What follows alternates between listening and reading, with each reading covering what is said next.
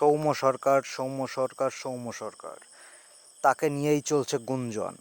কেনই বা তিনি হারিয়ে যাচ্ছেন, বিয়ের পর থেকে কেনই বা তার এই হাল, আজকে জানবো আমরা এই ভিডিওতে।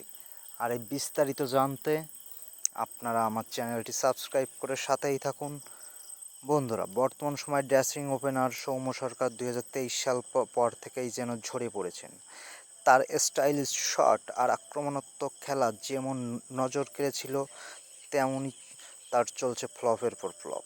সর্বশেষ 10টি টি-20 ম্যাচে সে সর্বোচ্চ রান করেছে 20-এর উপর একটি, যে রানটি হলো 36। সে তার বউকে নিয়ে এতই ব্যস্ত হয়ে পড়েছেন যেন তার খেলাধুলোর জগৎ থেকে সে হারিয়েই যাচ্ছেন। সুতরাং বন্ধুরা, তিনি কিভাবে আমাদের মাঝে ফিরে আসবেন সে সম্পর্কে আপনারা মতামত দিবেন।